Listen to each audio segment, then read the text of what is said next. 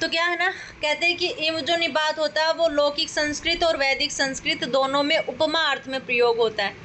आगे कह रहे कि इव निपात का उदाहरण दे रहे हैं, आपसे उदाहरण पूछे जाएंगे। जैसे आपसे पूछ लिया जाएगा कि इव निपात किस अर्थ में प्रयोग होता है, या इव निपात का उदाहरण दीजिए, या आपसे पूछ लिया जाएगा अग्नि रिव, यहाँ पर जो इव पद है वो किस अर्थ में आया है या कौन सा निपात है। तो आपको सब याद रखना है कि जो इव निपात है वो लौकिक संस्कृत हो चाहे वैदिक संस्कृत हो, वो दोनों में ही आपको उपमा अर्थ में प्रयोग होता हुआ मिलेगा। अब आपसे पूछा जाएगा कि अग्निरिव किसका उदाहरण है, तो अग्निरिव अग्नि के समान, सीधा सीधा दिख रहा, अग्नि के समान मतलब अग्नि की उपमा दे रहे हैं, तो ये क्या है, लौकिक संस्कृत का उदाहरण हो जाएगा। ऐसे ही क्या है, इंद्र इव, तो इंद्र के समान, या कोई बोल रहा होगा इंद्र के समान क्रोधित है, इंद्र के समान प्रतापी है, इंद्र के समान शौर्य वाला है, पराक्रम वाला है, कोई भी इंद्र के समान किसी को उपमा दे रहा हो तो इंद्र इव आपसे पूछा जाएगा। यहाँ पर इंद्र इव में जो इव निपात है वो किस अर्थ में प्रयोग हुआ है, तो आपको ध्यान में रखना है जो इव निपात होता है वो हर जगह, चाहे वैदिक संस्कृत हो चाहे लौकिक संस्कृत हो, वो एक ही अर्थ में प्रयोग होगा और वो अर्थ होता है उपमार्थक, यानी इव जो निपात है वो हमेशा उपमा के अर्थ में प्रयोग होगा। तो ये जो अग्निर इव, इंद्र इव, विष्णु इव, वरुण इव, कुछ भी बोल दें आपको ये सब ध्यान में रखना है, ठीक है। अब इसके बाद था उपमार्थक में न निपात आया था, 4 निपात उपमार्थक बताए थे, इव, नु, चित, न, इस प्रकार से बताए थे आपको। तो इव तो आपने पढ़ लिया, अब है न निपात। अब न निपात क्या होता है, कहता है न निपात लौकिक भाषा जो होती है, लौकिक, जैसे अभी पीछे पढ़ा ना हमने वैदिक संस्कृत और लौकिक संस्कृत, तो कहते हैं जब हम न निपात का लोक में प्रयोग करते हैं ना, लौकिक संस्कृत में प्रयोग करते हैं, तो वो निषेधात्मक होता है, मतलब निषेध वाला होता है। हम कई बार बोलते हैं ना कि ये काम मत करो, न इंद्रम देवम अमनसत, अर्थात या फिर हम बोलते हैं कि शराब न पियो, इस प्रकार से ये आचरण न करो, तो हम न निपात लगा देते हैं बीच में। तो यही कहना चाहता है, आपको ध्यान में रखना है कि जो न निपात होता है वो वैसे तो उपमार्थक निपात है, लेकिन उपमार्थक वो वैदिक संस्कृत में है। अगर बात करें लौकिक संस्कृत की, हमारे लोक की बात करें, तो लौकिक भाषा में, सामान्य भाषा में जो न निपात होता है वो किस अर्थ में होता है, निषेध अर्थ वाला होता है। इससे आगे कहते हैं कि वैदिक भाषा में जो न निपात होता है उसका प्रयोग निषेध अर्थ में भी होता है और उपमा के अर्थ में भी होता है। अब देखो वैदिक भाषा में क्या ना, वैदिक जो संस्कृत है उसमें तो आपको मंत्र मिलेंगे, अब मंत्रों में पता नहीं चलेगा, अगर मंत्र के अंदर न आ जाता है तो पता नहीं चलता, क्योंकि उसके अर्थ थोड़े कठिन होते हैं, तो अर्थ हम नहीं निकाल पाते, तो हमें नहीं पता चलेगा कि ये उपमार्थक है यहाँ पर या निषेधात्मक है। तो पहली बात तो का इतना याद रखना कि वैदिक भाषा में जो न निपात होता है वो उपमार्थक भी है और निषेधार्थक भी है, मतलब कहीं कहीं तो न है वो निषेध करता मिलेगा और कहीं कहीं क्या है आपको उपमार्थ में भी उपमार्थ में मिलेगा। तो आपको ये ध्यान रखना है जब कोई मंत्र है, अगर मंत्र की शुरुआत न पद से हो रही है, न अक्षर से हो रही है, तो आप समझ जाना कि यहाँ पर ये जो न है वो निषेधार्थक है।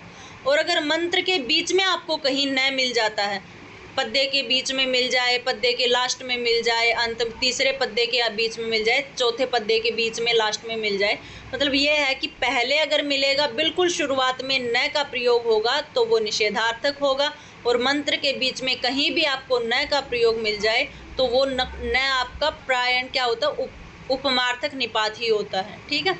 तो जो न निपात है वो लौकिक भाषा में सदैव आपको प्रतिषेधात्मक के रूप में मिलेगा, और वैदिक भाषा में न निपात आपको प्रतिषेध के अर्थ में भी मिलेगा और उपमा के अर्थ में भी मिलेगा, ठीक है। जैसे हम बोलते हैं न कलंजम भक्षेत, कि कलंजा नहीं खाना चाहिए, तो ये मंत्र का टुकड़ा है न कलंजम भक्षेत। अब देखो न पद बिल्कुल शुरुआत में ही आ गया, ठीक है। और जैसे दुम दासायाम न सुरायाम, दुम दासा न सुरायाम, यहाँ पद के बीच में आया है तो ये उपमार्थक निपात हो जाएगा, ठीक है। जैसे ये लौकिक का उदाहरण है, लोक में तो आपको पता ही है न निपात हमेशा ही किस में होगा, निषेधार्थक होगा, तो ये आपको ध्यान रखना है। ये उदाहरण है न इंद्रम देवम अमनसत, कि मैं देवता इंद्र को नहीं मानता हूँ, इस प्रकार से। तो ये क्या है, लौकिक उदाहरण है, ये न निपात का निषेधार्थक अर्थ है। कहता है जिसका निषेध किया जाता है उसके पहले प्रयुक्त होता है न निपात, सबसे पहले न निपात ही प्रयोग हो जाएगा। अगर यही मैंने पीछे बताया ना कि वैदिक संस्कृत में अगर कहीं भी निषेध के अर्थ में आएगा तो वो न मंत्र के शुरुआत में ही आ जाएगा, और बीच में जहाँ भी आएगा, मैंने अभी उदाहरण दिया ना न कलंजम भक्षेत, कि कलंजा नहीं खाना चाहिए, तो यहाँ पे निषेधार्थक है क्योंकि मंत्र के शुरू में ही आ गया, और मंत्र के बीच में कहीं आ जाए तो वहाँ पर समझ जाना कि ये उपमार्थक निपात है।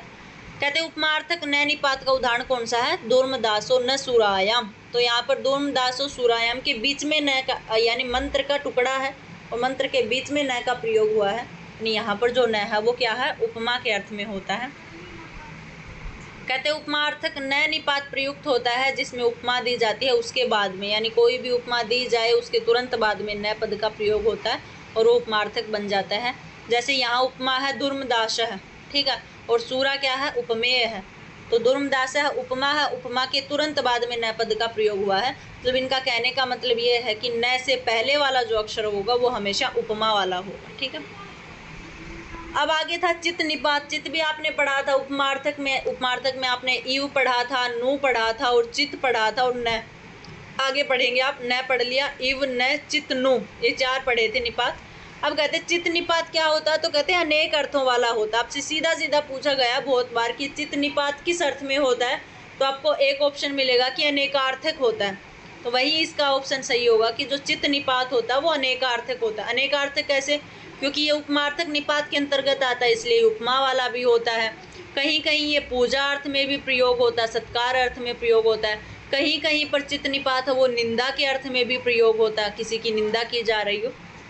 तो वहीं कहते हैं कि सबसे ज़्यादा इम्पोर्टेंट तो आपको यही ध्यान में रखना है कि जो चित निपात होता है वो अनेक अर्थों वाला होता है। आगे कहते हैं कि चित निपात का प्रयोग किया जाता है किस अर्थ में? सम्मान के अर्थ में, यानी पूजा इत्यादि के, सम्मान इत्यादि के अर्थ में किया जाता है। कहते हैं जब सम्मान अर्थ में चित निपात का उदाहरण हो, मतलब सम्मान अर्थ में अगर चित शब्द का प्रयोग होता है तो वो कैसे होता है? कहते हैं आचार्यश्चिद इदम ब्रूयात, जो हमारे आचार्य जी हैं वो सब कुछ जानते हैं, वो सब कुछ कहते हैं। अब कोई आचार्य है उसके लिए ये क्या है? एक सम्मानवाचक शब्द का प्रयोग किया जा रहा है, और यहाँ पर आचार्यश्चिद इदम ब्रूयात, तो यहाँ पर जो चित शब्द का प्रयोग हुआ कि आचार्य जी सब कुछ जानते हैं, वो बताएंगे, वो बोलेंगे। तो यहाँ पर जो चित शब्द का प्रयोग हुआ है वो किस अर्थ में है? वो सम्मान के अर्थ में है, सम्मानार्थक प्रयोग है, इसलिए यहाँ पर चित का उदाहरण क्या बन जाएगा? सम्मानार्थ। आपसे पूछा जाएगा कि चित शब्द चित जो निपात है वो किस अर्थ में होता है, आप बताएंगे कि अनेकार्थ होता है। अनेकार्थ के अंतर्गत उपमा भी आ जाएगा, सम्मान भी आ जाएगा, निंदा भी आ जाएगा। अब आपसे पूछा जाएगा कि सम्मान अर्थ में जब चित्त का प्रयोग होता है तो उसका उदाहरण क्या है, तो उदाहरण आपको ये दिया गया है आचार्यश्चिद इदम ब्रूयात। अब कहते हैं कि चित्त अर्थ किस अर्थ में प्रयोग होता है? कहते हैं उपमा के अर्थ में भी होता है। ऊपर बताया कि सम्मान के अर्थ में होता है, यहाँ कह रहे हैं दूसरे में क्या कहते हैं कि उपमा के अर्थ में भी प्रयोग होता है। अब उपमा का उदाहरण देंगे। कहते हैं उपमा के अर्थ में जब चित्त शब्द का प्रयोग होता है तो उसका उदाहरण बनता है दधीचित, अर्थात दही के समान, न्यायी बोलते हैं, दधी न्यायी, दही के समान दधीचित। तो यहाँ पर जो चित्त शब्द का प्रयोग हुआ है वो किस अर्थ में है? यहाँ पर उपमा के अर्थ में है। आगे कह रहे हैं कि निंदा, घृणा, गर्हित, कुत्सित, ये सारे एक ही अर्थ में आते हैं। निंदा करना, किसी की घृणा करना, किसी की गर्हित करना, किसी की कुत्सित, ये एक ही अर्थ के पर्यायवाची हैं। मतलब सीधा सीधा अर्थ है, किसी की निंदा जब हम करते हैं तो वहाँ भी क्या होता है? चित्त निपात का प्रयोग होता है। अब उसका उदाहरण देते हैं। कहते हैं निंदा अर्थ में जब चित्त शब्द प्रयोग होगा तो किस प्रकार से होगा? तो कहते हैं कुलमाशाह कुलेषु सीदंती, कि मतलब अगर कुलमास तुम्हारे घर में पड़े तो वही ले आओ। पहले क्या होता था ना, जो सबके घर में मिलते थे, जो यवागु जिसे बोलते हैं। तो कोई मनुष्य है किसी को कह रहा है कि बाकी अगर तुम्हारे घर में कुछ नहीं है तो कम से कम जो तो ले ही आओ, तो एक थोड़ी सी अगले की निंदा, बेइज्जती जिस टाइप से कर रहा है, तो वही कहते हैं कुलमाशाह कुलेषु सीदंती। यहाँ पर आपसे पूछा जाएगा कि यहाँ पर चित्त शब्द किस अर्थ में प्रयोग हुआ है, तो आपको बताना है कि यहाँ पर चित्त शब्द किस अर्थ में? निंदा अर्थ में। तो सबसे पहले आपसे प्रश्न पूछा जाएगा चित्त शब्द किस अर्थ में होता है, आपको बताना अनेकार्थक होता है। पूछेंगे कैसे अनेकार्थक होता है, तो कहना कि चित्त शब्द कहीं कहीं उपमा के अर्थ में प्रयोग होता है, कहीं सम्मान के अर्थ में प्रयोग होता है, कहीं कहीं आपको निंदा के अर्थ में, गर्हा के अर्थ में प्रयोग किया जाता है, तो इसलिए चित्त निपात है वो अनेकार्थक होता है। अब अगर उपमा का उदाहरण पूछें तो आप दधीचित बताना, सम्मान का उदाहरण पूछें तो आचार्यश्चिद इदम ब्रूयात, और अगर आपसे चित्त का उदाहरण निंदा के अर्थ में पूछें तो कुलमाशाह कुलेषु सीदंती इत्यादि आपको बताना। अब था आपका चौथा निपात उपमार्थक में नु। नु निपात किसे कहते हैं? कहते हैं नु जो निपात होता है वो भी क्या होता है? अनेकार्थक होता है, यानी अनेक अर्थों में प्रयोग होने वाला होता है। कहते हैं नु निपात प्रयोग होता 3 अर्थों में। एक तो हेत्वर्थ यानी हेतु के अर्थ में प्रयोग होता है, एक कहते हैं कि अनुप्रश्नार्थक। अनुप्रश्नार्थक मतलब दोबारा से प्रश्न पूछना, एक बार प्रश्न पूछते हैं तो वो प्रश्नार्थक हो जाता है। और उसी जैसे कोई कहता है कि यह काम कहते हैं कि क्या कर रहे हो, तो कोई बताता है कि हल चला रहा हूँ। अब दोबारा से फिर पूछता कि कैसे चला रहे हो, तो ये दूसरा प्रश्न हो गया ना। तो इसलिए क्या कहते हैं कि नु जो निपात है वो अनुप्रश्नार्थक अर्थात दोबारा प्रश्न पूछने के अर्थ में भी होता है।